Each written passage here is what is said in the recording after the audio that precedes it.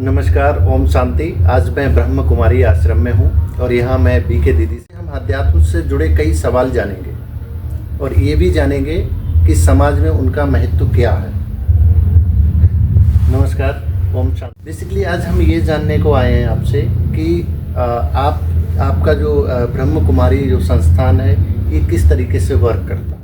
Basically Brahma Kumaris में बहुत सारी स्पिरिचुअल एक्टिविटीज़ होती हैं। तो जो सबसे इम्पॉर्टेंट चीज़ यहाँ सिखाई जाती है वो है राजयोगा मेडिटेशन। जब भी कोई भी यहाँ पर आते हैं तो सबसे पहले उन्हें मेडिटेशन क्या है, राजयोगा मेडिटेशन क्या है, उसके बारे में इंट्रोड्यूस कराते हैं। अच्छा। एंड साथ साथ ये भी बताते हैं कि जो भी आप जीवन शैली जी रहे हैं उसमें यदि राजयोग मेडिटेशन को हम ऐड कर दें तो उसकी गुणवत्ता को बढ़ाया जा सकता है। अपने अंदर हम वैल्यूज़ को और ऐड कर सकते हैं, क्योंकि आज का जीवन हम चलते चलते कहीं ना कहीं रैट रेस की तरफ जी तो रहे हैं पर उस जीवन में वैल्यूज़, शांति, प्यार, इन सब की कहीं ना कहीं कमी होती जा रही है। तो वो सारी चीज़ों को करते हुए हमें कैसे अपनी लाइफ को और वैल्यूएबल बनाना है वो चीज़ें हम बताते हैं। और साथ साथ राजयोग और मेडिटेशन में क्या अंतर है? राजयोगा मेडिटेशन एक कंप्लीट शब्द है। जैसे बाकी जगह और भी तरह के आप मेडिटेशन सुनते होंगे, लेकिन यहाँ पर जो सिखाते हैं उसको पूरा कहते हैं राजयोगा मेडिटेशन। अच्छा, राजयोगा मेडिटेशन एक ही शब्द है। हाँ जी। और ये मेडिटेशन से अलग है। हाँ, इसमें मेडिटेशन में हम क्या करते हैं, जैसे राजयोग का शब्द हम समझ ले यदि इसका अर्थ, तो राज मतलब खुद का राजा बनना। अच्छा। रूलिंग ओवर सेल्फ, अपनी कर्मेंद्रियों का राजा बनना और साथ साथ मन का राजा बनना। ठीक है। तो ऐसा योग मतलब ऐसा कनेक्शन, ऐसा परमात्मा के साथ हमारा जुड़ाव, जिससे उनकी शक्तियों के द्वारा हम अपनी कर्मेंद्रियों और अपने मन के ऊपर राजा। इसका समाज पर क्या प्रभाव पड़ता है, इंसान पर क्या प्रभाव पड़ता है इन चीज़ों का? सबसे पहले जो आज इंसान ढूंढ रहा है हर जगह शांति की तलाश में, पता नहीं क्या क्या हम कर रहे हैं, खुशी के लिए क्या क्या इंसान कर रहा है, और जितनी भी चीज़ें हैं वो करता है अपनी खुशी के लिए, शांति के लिए, और सब खुश रहे इसी तरीके के लिए करता है। लेकिन इंसान तो सबसे ज़्यादा खुश रहने के लिए नए नए तरीके ढूंढता है कार्य करने के, ताकि उसको पैसा मिल सके। और वो मानता है कि जब मेरे पास पैसा है सब कुछ है, सारा सुख है, उसमें आनंद है, वो सब कुछ पैसे में ढूंढता है। तो उसको पैसे को तो वो नहीं छोड़ सकता। पैसे को छोड़ना यहाँ पर लक्ष्य नहीं दिया जाता है, और ये भी बिल्कुल नहीं कहा जाता है कि आप यदि यहाँ आ रहे हैं तो सारी चीज़ें आपको छोड़ देनी है। ये बिल्कुल भी। राजयोगा के मुख्य फायदे क्या है? जैसे शांति हमें बहुत मिलती है जीवन में, और साथ साथ यदि किसी को गुस्से का बहुत ज़्यादा इफेक्ट है अपने लाइफ में तो गुस्सा उनका ठीक हो जाता है। ऐसे कई इंसान कई बार स्ट्रेस हो जाता है, उनको चिंता हो जाती है, डिप्रेशन वाली चीज़ें भी होती हैं, तो वो सब भी ठीक हो जाती हैं। और सबसे बड़ा फ़ायदा कि हम जहाँ रह रहे हैं उस सोसाइटी में या फिर उस परिवार में हमें कैसे एडजस्ट होकर के चलना है, कैसे सबको कोऑपरेट होकर चलना है, वो चीज़ें हमको आ जाती हैं। जैसे इंसान गुणवान बनता है तो ऑटोमेटिकली गुणों की खुशबू तो फैलती है ना। अच्छा। वो सारी उसके जीवन में आ जाती है। तो यहाँ केवल राजयोगा मेडिटेशन के अलावा भी और कुछ होता है या फिर केवल यही फोकस करते हैं आप? बहुत सारे जो भी स्ट्रेस मैनेजमेंट कोर्सेज होते हैं या फिर सेल्फ मैनेजमेंट कोर्सेज होते हैं, वो सारी चीज़ें भी हम कवर करते हैं। इसके अलावा लाइफ को कैसे मैनेज करना है, रिलेशनशिप्स को कैसे मैनेज करना है, एक हेल्दी लाइफस्टाइल क्या होना चाहिए, अपनी सेल्फ चार्जिंग कैसे करनी है, जिस भी टॉपिक्स पे जिन पे हमारे को लगता है कि अपने आप को चार्जिंग हमें मिल जाएगी, वो सारे टॉपिक्स हम कवर करते हैं। अच्छा। जिसकी जो नीड है सोसाइटी के on the basis of that. जैसे हम किसी को बताते हैं पहले तो सबसे पहले तो यही बताते हैं कि हमें चार्ज होना है। अच्छा। Like a battery system, phone को क्या करते हैं हम चार्ज करते हैं और यूज़ करते हैं। हाँ। तभी वो काम करता है। ऐसे हमारे अंदर भी एक जो बैटरी है जिसको हम सोल कहते हैं, आत्मा कहते हैं। हाँ। जिसको पूजा में हम बहुत बार यूज़ करते हैं शब्द को, कई बार गीता में भी आया है ये शब्द। तो वो जो आत्मा है वो आत्मा में हूँ और मुझे चार्ज होना है। शरीर की चार्जिंग तो खाने से होती है, एक्सरसाइज से होती है, जूस से होती है, डाइट से होती है, लेकिन सोल चार्जिंग कैसे होती है? तो सोल चार्जिंग के लिए जो सोर्स है वो परमात्मा है। जैसे आत्मा वैसे ही परमात्मा, जैसे इलेक्ट्रिसिटी से बैटरी को चार्ज करता है, ऐसे ही सुप्रीम सोल से, परमात्मा से, परम शक्ति से हम खुद को चार्ज करते हैं। ये सुप्रीम सोल कौन है? परम पिता परमात्मा जो निराकार है, और जो सब जितने भी दुनिया में सोल्स हैं, मीन्स जैसे जो भी मनुष्य आत्मा है उन सब के पिता परम पिता परमात्मा, उन्हीं को निराकार शिव कहते हैं। और वो भी हमारी तरह पॉइंट ऑफ लाइट है। अच्छा। जैसे तो आप अभी बातचीत कर रहे हैं, आप मुझे देख पा रहे हैं, सुन पा रहे हैं, सब चीज़ें फील कर पा रहे हैं, तो अंदर कोई शक्ति बैठी है तभी तो फील कर पा रहे हैं। बिल्कुल। यदि आपके अंदर वो शक्ति ना हो तो फिर आप देख नहीं सकते, कुछ भी सुन नहीं सकते। ये सुनने की शक्ति, सोचने की शक्ति, समझने की शक्ति, ये सब आत्मा के अंदर है। आत्मा जैसे ही निकल जाती है शरीर डेड बॉडी हो जाता है, उसी को आत्मा कहते हैं। तो जैसे मैं घर पे पूजा करता हूँ कृष्ण भगवान की, भगवान राम की, भगवान शिव की, तो ये लोग क्या ये उसी का रूप है या ये अलग है? इन्हें आप देखिए हमेशा हम शब्द यूज़ करते हैं देवी देवता है। अच्छा। आपने सुना होगा जैसे ब्रह्मा देवताय नमः, विष्णु देवताय नमः, शंकर देवताय नमः, ऐसे जितने भी सारे देवी देवता हैं, माना जिनका शरीर है, शरीरधारी है, उनको हम देवी देवताएं कहते हैं। अच्छा। क्योंकि उनके पास क्या है, दैवी गुण है।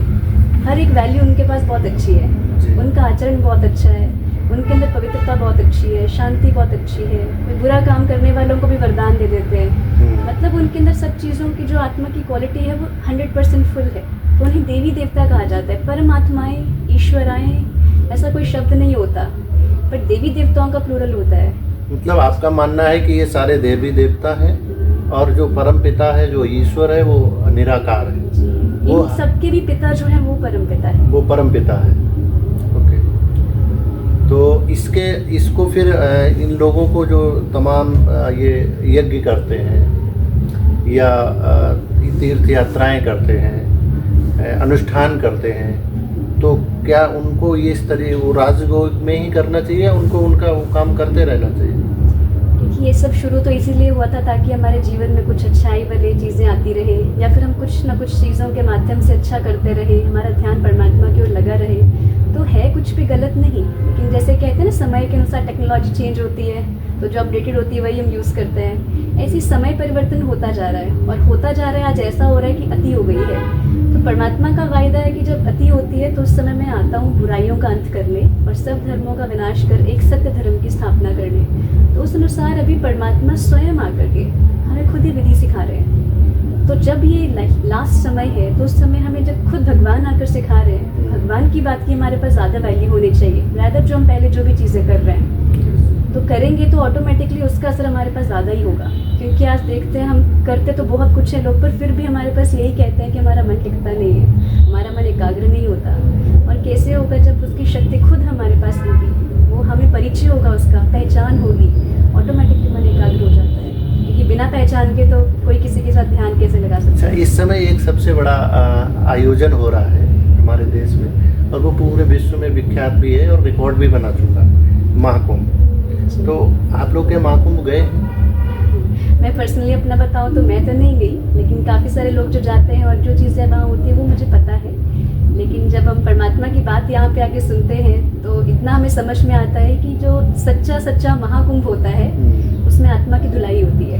हमें किसी और संगम पर भी जाने की ज़रूरत नहीं पड़ती। जब परमात्मा और आत्मा का मिलन होता है उसी को सच्चा संगम कहा जाता है। और इस ज्ञान के स्नान में जो आत्मा रोज़ स्नान करती है तो उसकी ऑटोमेटिकली धुलाई होकर के जन्म जन्म के पाप उसके साफ हो जाते हैं। जो यहाँ राजयोग करता है, मेडिटेशन करता है या यहाँ पे ज्ञान लेता है, उसको वहाँ उस गंगा वाले कुंभ में नहीं जाना चाहिए। नहीं, ऐसा कुछ नहीं होता है, कोई रिस्ट्रिक्शन किसी के लिए नहीं है। उसको जहाँ भी जाना है जा सकते हैं। मतलब जा सकते हैं ना? आप विश्वास रखते हैं उसमें? परमात्मा हमें ये कहते हैं कि जब समझ मिल गई तो समझ के आगे तो कुछ और नहीं होता। अच्छा। अब जैसे जो दीपक है, प्रकाश हो गया, तो हमें फिर अंधेरे का तो पता है ना, लाइट क्या है और अंधेरा क्या है। वो एक चलन है या वाकई में वहाँ पे पहुँचकर अपनी मोक्ष मिलता है या पुण्य मिलता है? आपसे एक क्वेश्चन कर सकते हैं? बिल्कुल। आप सोच के बताइए, जब हम कहते हैं कि यदि गंगा में जाकर पाप धुलते हैं तो कैसे पाप धुलेंगे गंगा में जाकर?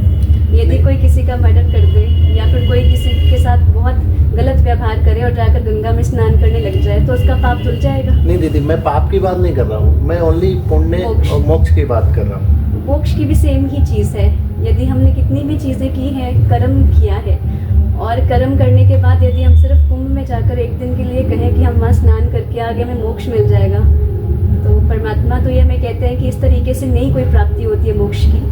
और मोक्ष वास्तव में देखा जाए तो मोक्ष मतलब जब आत्मा परमात्मा के पास चली जाती है और वहीं पर परमानेंट रहे। तो ऐसा कोई भी स्थान और ऐसी कोई भी स्थिति है नहीं, सिर्फ परमात्मा के अलावा और कोई भी आत्मा मोक्ष की प्राप्ति नहीं कर सकती है। तो परमात्मा को हम कैसे करें? आपने ये नहीं बताया कि परमात्मा से कैसे, परमात्मा हमें मिलेंगे या नहीं मिलेंगे, या वो कैसे उनके संपर्क में आ सकते हैं, या उनसे कैसे क्या करें? मतलब एक परमात्मा क्या है, कहाँ मिलेगा, कैसे मिलेगा, ये डाउट है। बहुत इजी है, बहुत इजी है।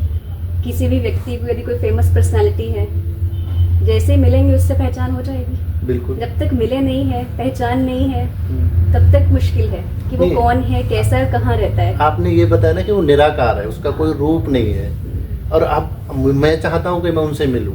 अगर कोई फेमस व्यक्ति है तो वो तो सशरीर उपस्थित रहता है, कहीं भी कहेगा यहाँ आ जाओ, वहाँ आ जाओ, मुलाकात हो जाएगी। लेकिन परमात्मा तो कभी कैसे कहेगा कि आप यहाँ आइए, मैं यहाँ बैठा हूँ और मैं आपसे मिलूंगा। अगर वह उसने बाई चांस बोल भी दिया, अगर भाई सपोज दैट अगर हो गया, तो वो तो निराकार है, तो कहाँ मिलेगा?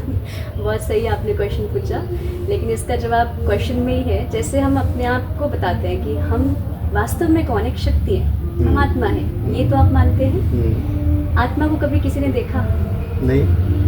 आत्मा को कोई ऐसे मिल सकता है इन फिजिकल आइज से? फिजिकल आंखों से नहीं देखना पॉसिबल है, आत्मा को ही नहीं देख सकते, तो वैसे परमात्मा को भी इन आंखों से नहीं देख सकते हैं। लेकिन दिव्य चक्षु जिसे हम कहते हैं, बुद्धि का तीसरा नेत्र कहते हैं, उससे आत्मा और परमात्मा दोनों को देखा जा सकता है। अच्छा, वो दोनों को देखा जा सकता है। कैसे देखें उसको, यही जानना चाहते हैं। जैसे सितारा होता है या फिर पृथ्वी का स्वरूप है, तो पृथ्वी पर आप पूरा तो ऐसे स्पेस में जाकर के देखा है पृथ्वी को कभी? पृथ्वी को जब पढ़ाई के दौरान और उसी टाइम पिक्चर्स में देखा है हमने, है ना, फोटोज में देखा है। और यदि आज हम बोले कि अच्छा इतने सारे प्लैनेट्स हैं और पृथ्वी उसमें ऐसे एग्जिस्ट करती है, तो हम सिर्फ विजन बनाते हैं, हम उसी अपने अंदर मन बुद्धि की आंख से देख सकते हैं, हम उस पर जाके तो नहीं देखते हैं। ऐसे यदि हमें कुछ भी पता चल जाए, उसके द्वारा हम हर पल उसको फील कर सकते हैं। और वो कैसे है, जैसे भी कितनी बार हमने गीता या फिर पुरानी चीज़ों में पढ़ा ही है कि आत्मा कैसी होती है, बस एक सूक्ष्म सितारे की तरह या फिर ज्योति स्वरूप। तो ज्योति जिसे हम जलाते भी हैं, कैसी दिखती है वो? प्रकाश की तरह, लाइट की तरह। ऐसे हमारे अंदर वो प्रकाश है, और परमात्मा जो है वो तो महाज्योति है। अच्छा, वो तो सागर है। नहीं, तो इसको क्या करें? मेडिटेशन, ध्यान के माध्यम से, या बुद्धि किस तरीके से हम लगाएं कि, या हमारे जो और साथी हैं या जो समाज के लोग हैं, वो किस तरीके से, कोई चाह रहा हो कि मुझे परमात्मा से मिलना है, तो वो क्या करें? मतलब मेडिटेशन करे, राजयोग करे, या किस तरीके से अनुष्ठान करें? पहले तो समझना पड़ेगा, थोड़ा सा समझ आ जाएगी, हमारी बुद्धि में जो पात्र है वो शुद्ध हो जाएगा, ऑटोमेटिकली उस बुद्धि के द्वारा ही हम उससे मिल सकते हैं, क्योंकि कर सकते हैं। बेसिकली इंसान की आज की दिनचर्या ये है कि वो सुबह उठता है 8-7 बजे, कोई 4 बजे, जैसा भी जिसका रूटीन है वो उठता है, फिर वो अपने निजी कार्यों में व्यस्त हो जाता है, और वो शाम को आता है, खाना खाता है और सो जाता है। फिर उसका रूटीन इसी तरीके से चलता रहता है। तो उसने कभी ये सोचा नहीं कि मुझे मेडिटेशन करना है या मुझे परमात्मा भी कोई है। वो तो उसको ये ध्यान ही नहीं है कि मुझे परमात्मा भी है या ईश्वर है, या तो क्यों नहीं आता है? एक्चुअली जब इंसान को कहीं ना कहीं थोड़ा सा ऑड महसूस होता है, तब जाके उसको लगता है कुछ तो कमी है। जैसे कई बार हमारे पास भी लोग आते हैं तो वो सिर्फ ये कहते हैं कि हमारे पास सब कुछ है घर में, हमारे बच्चे सेटल्ड हैं, हम भी एकदम धन संपन्न से बिल्कुल एकदम ठीक है, हेल्थ भी ठीक है, पर पता नहीं कुछ ना कुछ खालीपन लगता है। अब वो क्या खालीपन है, वो तब समझ में आता है हमको कि जब आत्मा को कुछ प्राप्ति नहीं हुई, ये जीवन ऐसे ही चला गया, तो बिना प्राप्ति के तो उसे हमेशा खालीपन लगेगा ही लगेगा, क्योंकि हमने शरीर को फुलफिल करने का तो सारी चीज़ें उसको दे दी, सुख सुविधा के साधन दे दिए, पर आत्मा को हमने क्या दिया? उसको जो चाहिए था वो तो दिया ही नहीं ना। मन को चाहिए अच्छे विचारों का भोजन, कभी खिलाया ही नहीं ना। और ऐसे करते करते हम डेली के डेली कहीं ना कहीं डिस्चार्ज हो रहे हैं, बैटरी को नहीं चार्ज करते हैं, डिस्चार्ज हो जाती है। मैं वही उसी सवाल के जवाब का इंतजार कर रहा हूँ कि जो व्यक्ति परमात्मा से मिलना चाहे, या उस तरीके का उसे अनुष्ठान करना चाहिए, या किस तरीके से मिलेगा, वो रास्ता क्या है? वेरी सिंपल, आप किसी भी राजयोगा मेडिटेशन के सेवा केंद्र पे जा करके वहाँ मेडिटेशन की प्रोसेस सीखनी है पहले। अच्छा, मतलब यदि विधि पता हो जाए तो फिर कनेक्शन जोड़ना मुश्किल नहीं है, और ये बहुत आसान है। जैसे आप किसी को भी याद करते हैं तो वो तो हमारा जन्म जन्म का पिता है ना। आत्मा को कहते हैं जिसको कोई मार नहीं सकता, काट नहीं सकता, कभी मरती नहीं है। ऐसी परमात्मा वो इटर्नल है, अविनाशी है, शाश्वत सत्य है वो हमेशा का हमारा पिता है, उसका सारे संबंध है हमारे। तो जैसी पहचान मिलती है, जैसी उसकी बातें हमें पता चलती हैं, वैसे वैसे हमारा रिश्ता गहरा हो जाता है। और जितना रिश्ता गहरा होगा मन से कभी भूलेगा ही नहीं। जैसे एक इंसान अपने परिवार वालों को कितना इजीली याद कर लेता है, अपना बच्चा उसको कभी भूलता नहीं है, अपनी फैमिली कभी भूलती नहीं है उसको। बिल्कुल। तो जब उसको फैमिली का मेंबर बना लेंगे, उसको पार्ट ऑफ द लाइफ बना लेंगे, ऑब्वियसली वो कभी नहीं भूलेगा। और भूलना तो दूर, हम हर चीज़ उससे शेयर कर सकते हैं। ये सिर्फ अपने मन की बात है और हमारे मन में इतनी सच्चाई सफाई ऑटोमेटिकली बढ़ जाती है। लेकिन लोगों का मानना है कि ईश्वर तो हर जगह है, तो फिर उसको राजयोग मेडिटेशन जाने की क्या जरूरत है? यदि ऐसा होता फिर इंसान मंदिर तीर्थ पे क्यों जाता? अगर भगवान सब जगह ही है, अपने घर में बैठ के वो पूजा कर लेता, इतना ही काफ़ी हो जाता। उसको तीर्थ पे जाकर के ढूंढने के, अलग अलग स्थानों पे जाने की क्या ज़रूरत है? नहीं, उनका ये भी मानना है कि अलग अलग जो स्थान है, जो देवताओं ने इस तरीके के लिए बनाए हैं कि वहाँ पे पुण्य मिलेगा, उससे ज़्यादा वहाँ पूजा तो कर सकता है, लेकिन पुण्य और मोक्ष के लिए उसे तीर्थ स्थानों पर ही जाना पड़ेगा। ढूंढता तो फिर भी है ना इंसान कहीं ना कहीं कि अच्छा यहाँ जगह जाएंगे तो ज़्यादा शांति है, यहाँ कहीं ना कहीं।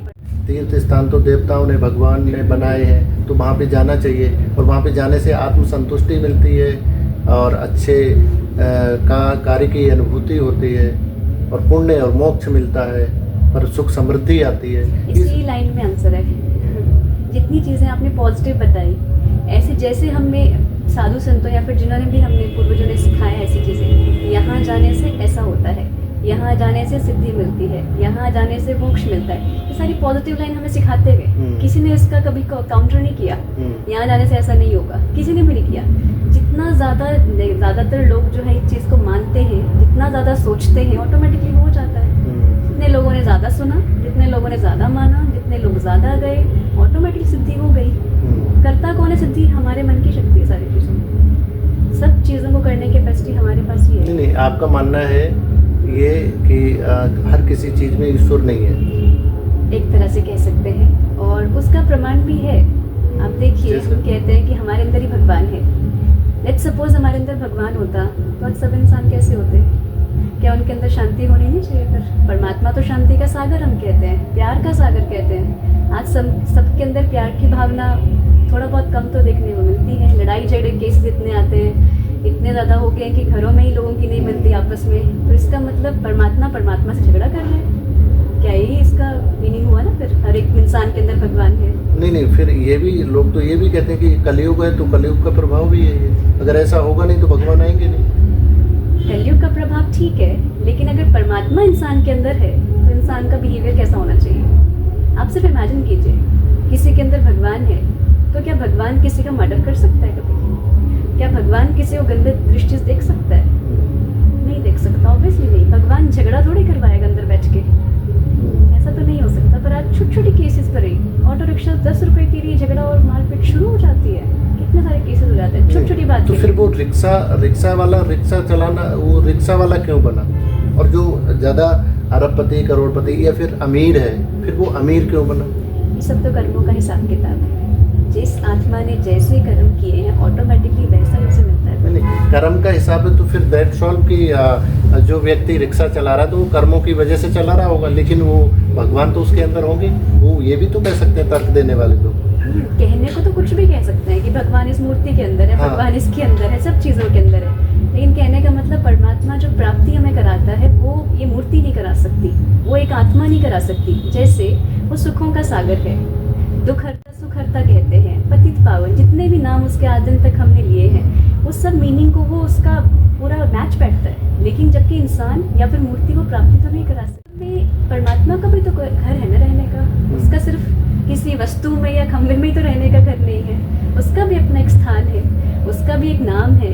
उसका रूप हमारी तरह ऐसा नहीं है, पर रूप तो है ना। जैसे उसको हम बोले पॉइंट ऑफ लाइट, तो है तो पॉइंट भी एक डेफिनेशन देता है ना मैथमेटिक्स पॉइंट की, कि जो इनविजिबल है उसकी भी डेफिनेशन आती है। इसका मतलब ये तो नहीं वो एग्जिस्ट ही नहीं करता, एग्जिस्ट करता है, उसका भी रूप है, नाम है, परमपिता परमात्मा शिव कहते हैं, और घर है, वो परम धाम उसका घर है, हम सब का घर है, जहाँ से हम सब आए हैं। लेकिन इसका मतलब ये बिल्कुल भी नहीं है कि जैसा जैसा हमने देखा है वो उसी में उसका घर है। हम लास्ट बात पे आते हैं, बस ये है कि आपके हिसाब से जितने भी भगवान कृष्ण, भगवान शिव, भगवान राम, या और भी कोई देवी देवता है, वो सब देवी देवता है। भगवान एक ही है, वो निराकार है, ईश्वर है, परमपिता है, उसके अलावा कोई नहीं है जी। और वो किसी जीव में भी नहीं है। नहीं। बिल्कुल। जी। तो इसमें फिर ईश्वर क्या है? ईश्वर बस एक ही पॉइंट ऑफ लाइट, जी। एक सितारा है। बिल्कुल एक सितारे की जैसा है, महाज्योति है, मतलब ज्योति स्वरूप है, और उस ज्योति स्वरूप में ही सारी ताकत है, जिसकी महिमा इतनी समय से हम गाते आए हैं। शांति का सागर, प्यार का सागर, सुखों का सागर। वो सुखों का सागर कौन है? जो सुख देने वाला है। तो वो परम पिता परमात्मा जैसा हमारा स्वरूप है असली निराकार ज्योति, जैसे हम सबका आत्माओं का स्वरूप है, ऐसे ही परम पिता का स्वरूप है। जैसा बच्चा वैसा ही तो पिता होगा ना। तो जैसे यदि मनुष्य का बच्चा देखे तो मनुष्य जैसा ही उसका पिता होगा, जानवर का बच्चा जानवर के जैसे उसका पिता होगा। हम सब आत्मा है, निराकार ज्योति स्वरूप, तो उनका पिता बिल्कुल ज्योति स्वरूप ही तो होगा।